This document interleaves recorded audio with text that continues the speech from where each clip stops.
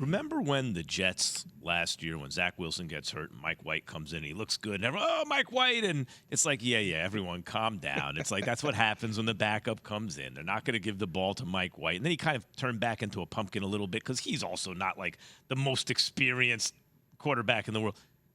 He threw 3 TD passes. Jets beat the Bears 31-10. Yeah, last year he came in and he beat Cincinnati that went on to win the Super Bowl. Yeah. And he would turn back into a pumpkin. Only reason why is because he's not playing. You got to let him play. You can't, you know what I'm saying? Yeah. You got to let him have good game, bad game, good game, bad game. You can't jerk him around and pull him in, pull him out. You got to let him just continue to get the reps. Plus, he's a little bit older now. Now he's a little more mature. Last year he had a little taste of it. He gets a little taste now. You keep letting him get a little taste, and he'll be fine. I trust it. Look, Mike White should continue to play. Continue to play. Continue to start him, Robert Saleh.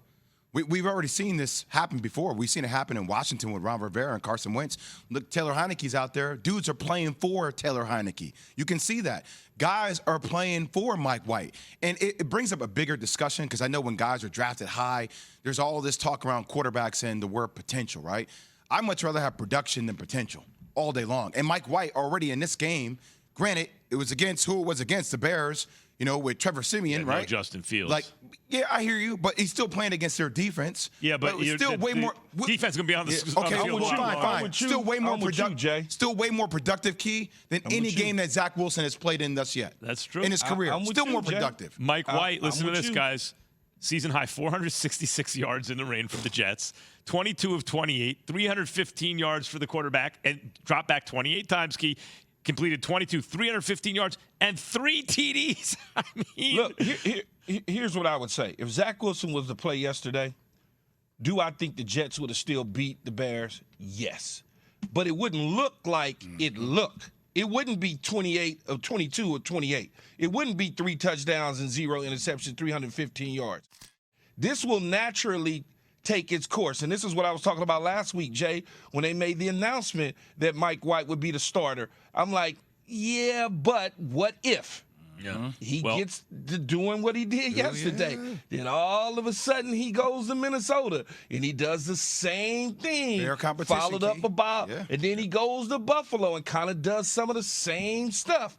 Now what you got? I like what Zach Wilson had to say after everything. He did a mea culpa publicly. I thought that was important. But now kids got to deal with the fact that someone steady trying to take his job, right? Like he's outperforming him on the job. On the other side, though, how do the Bears handle Justin Fields moving forward this season? We talked about Aaron Rodgers with the ribs, and do you sit him when they're eliminated and this and that, and now Zach Wilson, and he's being outplayed. Justin Fields has been phenomenal this year. But if he's hurt and you're not in it, Key, should he play again this year? Well, what do they got, 6 left? And it's one of those deals where time is running out to make that decision. Or it's gonna make the decision for itself. Because if he sits again, and then all of a sudden you're out of it completely, you might want to rest him up. If he was able to go against the Jets, I would have played him. Now you keep going week to week. In this situation, he's not ready to play. You don't play him. You might as well just sit him down because he's really not. I mean, I love for him to get the reps, but the season's almost over with. Key, I would love for him to get the reps too. But just knowing Justin Fields and watching him since he played at OHIU, I wouldn't even be saying that right now if I was you, Jay. We'll get into that. We'll get into that. It was horrible. You had such a good weekend. I'm so happy for you boys. No, I'm going to focus on the positive. I'm happy for your USC Trojans, Key. Congratulations. But what I will say about Justin Fields, knowing how competitive he is, knowing that they're going against the Packers and Aaron Rodgers still going to play that game, the Eagles, and then the Bills, even though I feel like he shouldn't play, it's hard for me to imagine Aaron Rodgers being as competitive. I mean, Justin Fields being as competitive as he is, that he won't play. He'll find a way to play. I don't know what I think about. I got to be honest. Like I understand the wisdom in like, it's already. But 6 games ain't like 3 games, Key.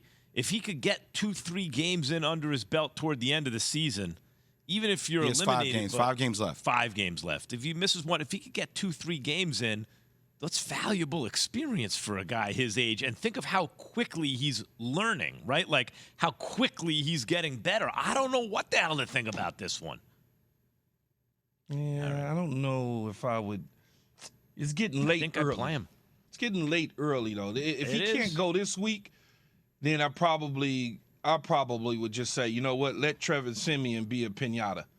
Go ahead and let him get beat up. Well, that's another what good he's there point. It's a for. bad offensive line, so it's not like you got good conditions to grow under. Thanks for watching ESPN on YouTube. For live streaming sports and premium content, subscribe to ESPN Plus.